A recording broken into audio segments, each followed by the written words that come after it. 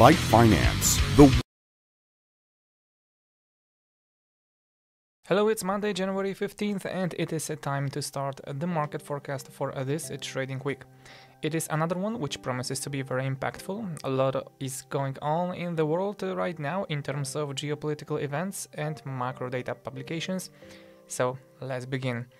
On Monday we have a World Economic Forum annual meeting where all the globalists and environmentalists are gathering to come up with another brilliant idea how to save the planet. But let's put that aside. On Tuesday we will get UK's labour data, German and Canadian CPI inflation data, German ZEW economic sentiment, and Bank of England Chief Bailey speech. Wednesday is packed. We will start with Chinese GDP figures, next are UK's and Eurozone's CPI inflation data, US retail sales, and OPEC will publish their monthly report. On Thursday, we will get a Philadelphia Fed manufacturing index and crude oil inventories. On Friday, UK will publish their retail sales and Germany will give us their inflation on producers' side. So as you can see, week is packed with data that can give us a more clear view of how the global economy is doing in recent turbulent times. And that would be all in terms of the calendar.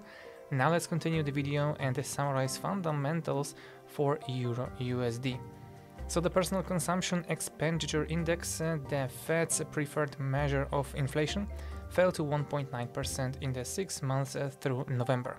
According to Goldman Sachs, the peak of the target indicator, coupled with the return of the labor market to its pre-pandemic levels, gives grounds for the Fed to cut rates earlier and more quickly than the latest FOMC forecasts suggest. The same position is taken by JP Morgan Asset Management, which manages 2.9 trillion in assets. The company believes that market pricing suggesting a 150 basis point federal funds rate cut in 2024 is reasonable. This aggressive monetary expansion supports the S&P 500 and the entire risk asset class.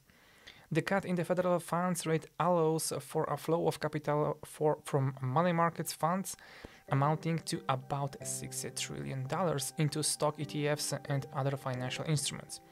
In addition, the drop in VIX implied volatility to its lowest levels since 1996, according to Citi, indicates that investors are not afraid of anything.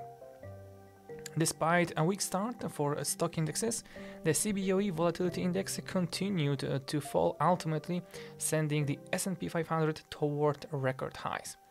There is no fear in the market, and greed continues to rule.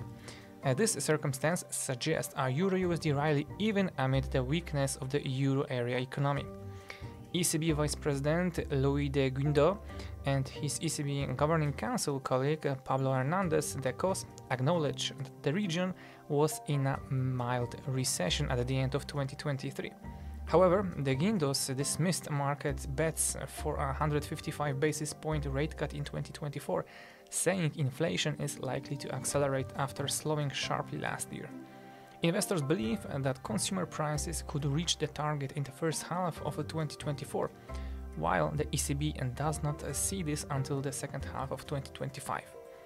So the European Central Bank's reluctance to turn dovish like the Fed, coupled with the rising global risk appetite, is supporting the Euro-USD rally. The US inflation data last week were not that strong. It was not enough to turn the trend to the downside. So I will be targeting 1.108 after 1.109 breakout. And that will be all from my side, guys. Thank you for watching and goodbye.